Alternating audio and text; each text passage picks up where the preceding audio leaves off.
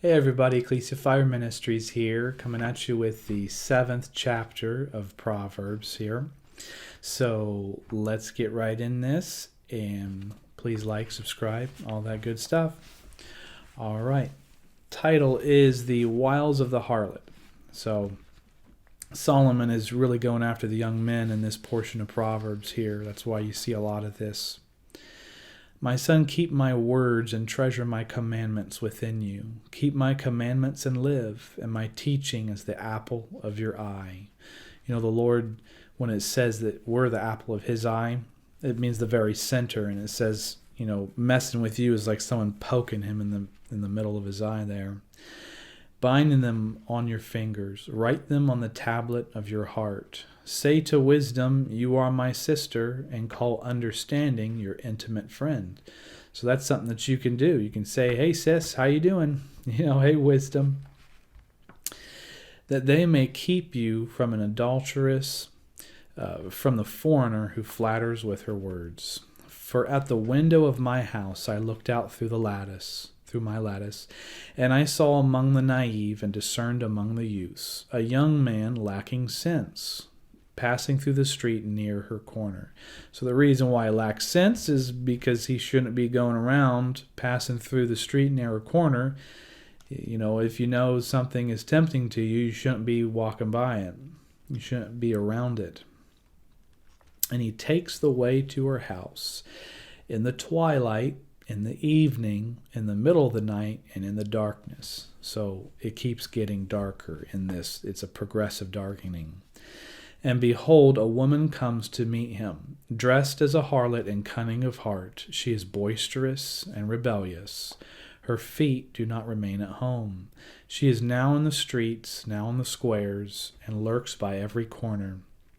So she seizes him and kisses him.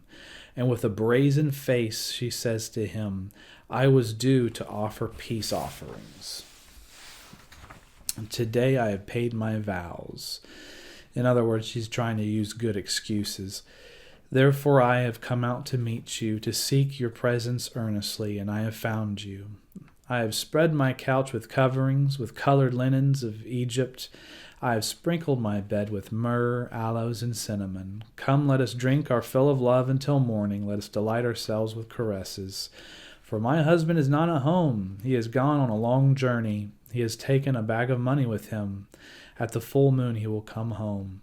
With her many persuasions she entices him. With her flattering lips she seduces him. Suddenly he follows her, as an ox goes to the slaughter, or as one in fetters to the discipline of a fool, until an arrow pierces through his liver. So liver shots were pretty nasty back then. It wouldn't kill you immediately because the liver can regenerate, but the arrows were usually dirty. So it was basically a dead man walking. He might have a couple days, maybe a week. So in other words, it's over, and he's still, it's over. As a bird hastens to the snare, so he does not know that it will cost him his life. Now, therefore, my sons, listen to me, and pay attention to the words of my mouth. Do not let your heart turn aside to her ways. Do not stray into her paths. You know, there can be things in the heart realm, portals, openings, different things that can exist in your system, in your heart, that have openings to these things and can pull you, just like we did a couple episodes ago when it talked about the cords of sin, pulling them down and keeping them locked in. That's one of those things. So it says, don't let your heart turn aside to her ways. So you got to watch out that your heart is clean in these things. Do not stray into her paths. For many are the victims she has cast down, and numerous are all her slain. Her house is the way to Sheol, descending to the chambers of death. And that was a pretty short one. So that concludes chapter 7. Chapter 8 is really fun. It's probably one of my favorite ones. So that'll be a good one to check in on. We'll see y'all. Be blessed.